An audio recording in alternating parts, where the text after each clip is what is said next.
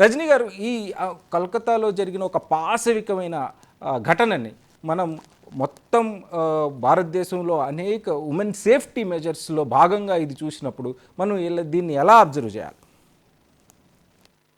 ముందుగా mic TV ప్రేక్షకులకు మీకు నమస్కారం అండి. ఇటువంటి చర్చ ఈ రోజు పెట్టాల్సి వచ్చినందుకు చాలా బాధపడుతున్నాము ఒక మహిళగా.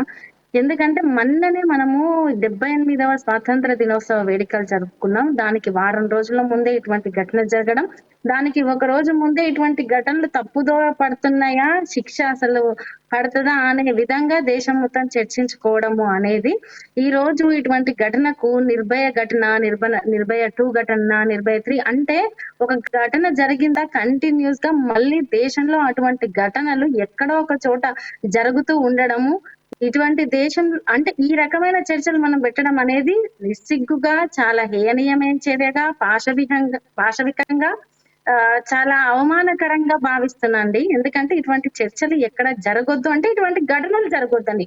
ఫస్ట్ చర్చ జరగొద్దనేది కాదు నా ఉద్దేశం. ఇటువంటి ఘటనలు జరగొద్దనేది. ఆ ఘటన జరిగినందుకు చాలా బాధాకరము. ప్రతి ఒక్కరూ ప్రతిఘటించాల్సిన ఘటన. అయితే దీనికి సంబంధించి మీరు ఇందాక మాట్లాడుతూ ఎటువంటి సదుపాయాలు ఏంటి అవన్నీ కూడా చర్చిస్తామని మాట్లాడారు.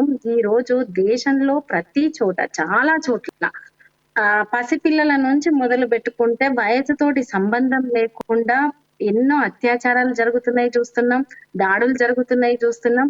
ఒక పసిపిల్లల్ని బయటికి పంపించాలన్నా లేదు, చదువుకొని వృత్తిరీత్యా మంచి కోర్సులలో ఉండి జాబులు చేస్తూ ఉన్న వాళ్ళు సైతం బయటికెళ్ళి వాళ్ళని ప్రొటెక్ట్ చేసుకోలేని పరిస్థితుల్లో ఈ రోజు ఉన్నామంటే మనము ఎటువంటి సొసైటీలో మనం తిరుగుతున్నామో ఆలోచించాలి ఒకటి.